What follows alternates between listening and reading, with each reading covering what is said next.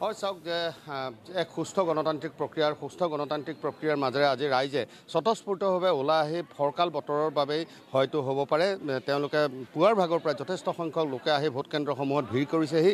ইতিমধ্যে শোণিতপুৰ জিলাত সাময়িকভাৱে 10.45% ভোটদানৰ হাৰ হৈছে শোণিতপুৰ জিলাত বৰ্তমান সময়লৈকে 11 বজালৈকে। আৰু আমি দেখুৱাইছোঁ, আমি বৰ্তমান উপস্থিত আছোঁ তেজপুৰ বালিপুখুৰী পঞ্চায়তৰ অন্তৰ্গত এই বালিপুখুৰী তিনিআলি যি প্ৰাথমিক বিদ্যালয়, সেই তিনিআলি প্ৰাথমিক বিদ্যালয়ত পুৱাৰ পৰা কিন্তু যথেষ্ট সংখ্যক লোকে ইয়াত ভিৰ কৰা পৰিলক্ষিত হৈছে। যথেষ্ট সংখ্যক ভোটাৰ আছে আৰু যিহেতু এইবাৰ বেলটৰ জৰিয়তে সকলো ৰাইজে ভোটদান সাব্যস্ত কৰিব, গতিকে বেলটত কিছু সময় প্ৰয়োজন হয়। যিহেতু আঞ্চলিক পঞ্চায়ত, জিলা পৰিষদ আৰু সদস্য তিনিখনকৈ বেলট পেপাৰ আৰু তিনিখনকৈ বেলটৰ জৰিয়তে তেওঁলোকে ভোটদান সাব্যস্ত কৰিব লাগিব।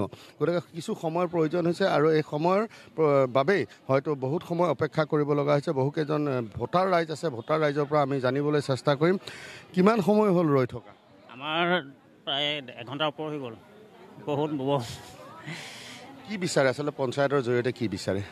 পঞ্চায়তৰ জৰিয়তে মানে ৰাইজে সুবিধাখিনি মানে সঠিকমতে পাব লাগে, সেইটোৱে আৰু কামবিলাক ভালকৈ কৰিব লাগে, ভিতৰৰ কামবিলাক গাঁৱৰ ভিতৰৰ।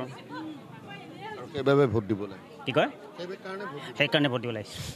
আৰু বহুতগৰাকী আছে, আমি তেখেতসকলে ভোটাৰ ৰাইজ আছে, ভোটাৰ ৰাইজৰ দীঘলীয়া শাৰী পুৱাৰ প্ৰায় একে পৰিৱেশে বিৰাজ কৰি আছে তেজপুৰ সমষ্টিৰ বিভিন্নটা ভোটকেন্দ্ৰত আমি দেখুৱাই আছোঁ সেই পৰিৱেশ। আৰু নিশ্চিতভাৱে এটা কথাই ক'ব লাগিব যে আচলতে যি এক গণতান্ত্ৰিক প্ৰক্ৰিয়া, সেই গণতান্ত্ৰিক প্ৰক্ৰিয়াৰে তেওঁলোকে ভোটদান সাব্যস্ত কৰিবলৈ গৈ আছে।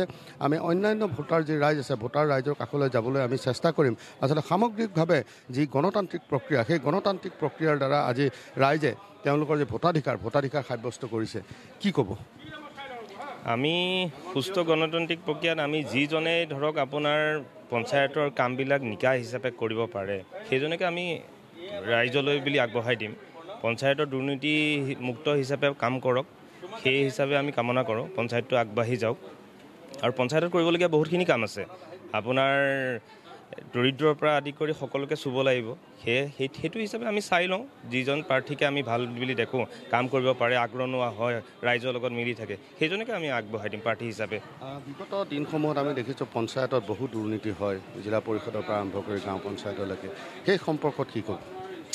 দুৰ্নীতি চাওক, এতিয়া ঘটনাটোতো সেইটোৱে কথা। আমাৰ পঞ্চায়ত নিৰ্বাচনৰ যিটো প্ৰক্ৰিয়া চৰকাৰে কৰিছে, সেইটো আমি ইয়াৰ পৰাই প্ৰতিনিধিত্ব কৰি পঠিয়াব লাগিব।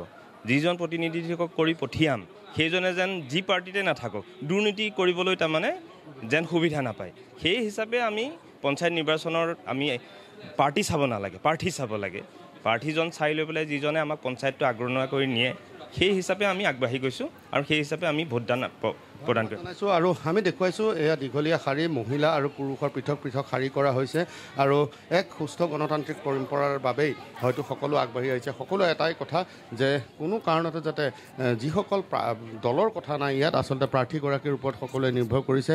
এগৰাকী উচ্চ শিক্ষিত প্ৰাৰ্থী লাগে, পঞ্চায়তৰ কাম কাজসমূহ তেওঁলোকে ত্বৰান্বিত কৰিব পৰাকৈ চৰকাৰ বা অৰ্ণৱনাথ, এই মুহূৰ্তত আপোনাক ধন্যবাদ জনাইছোঁ তেজপুৰৰ পৰিৱেশ আমাক দেখুওৱাৰ বাবে। আৰু তেজপুৰত এনেদৰে ভোট কেন্দ্ৰসমূহত এতিয়াও ৰাইজৰ দীঘলীয়া শাৰী দেখিবলৈ পোৱা গৈছে।